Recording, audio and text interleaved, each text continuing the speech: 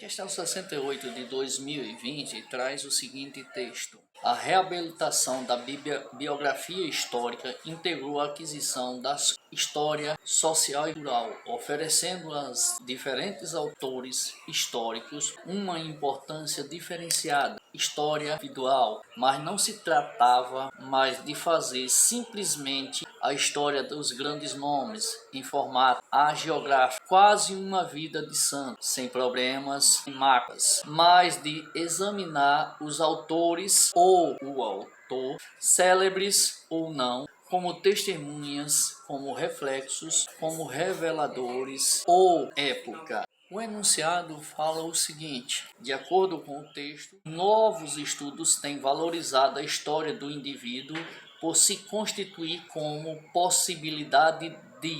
Aqui nós temos que entender primeiro o que é hagiográfico, que quer dizer uma vida muito elogiosa ou contada como sendo de um santo. E depois entendermos o que se pede nessa questão.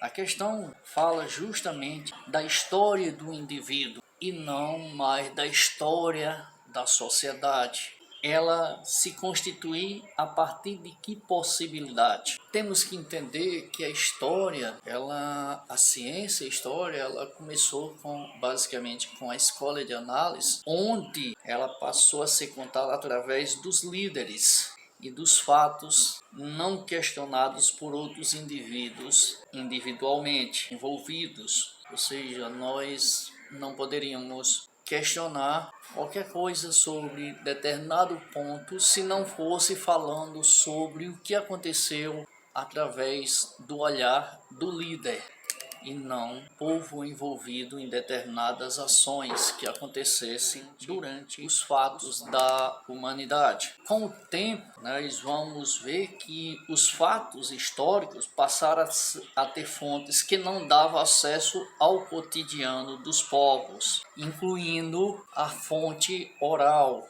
Nada que era escrito, segundo a escola de análise, nada que não fosse escrito não fazia parte da história. Com isso daí, a história dos índios, por eles não terem uma escrita, jamais poderiam ser contadas. Nós vamos ver que a história vai trazer fatos diferentes e fontes diferentes, principalmente a fonte oral, para que nós possamos contar a história do indivíduo e, através daí, passarmos para a história da sociedade a qual ele está agregado. E para que isso aconteça, nós precisamos entender inicialmente o cotidiano desse indivíduo e, por consequência, o cotidiano dessas comunidades. Com isso daí, a proposição que se encaixa na resposta correta é a letra D.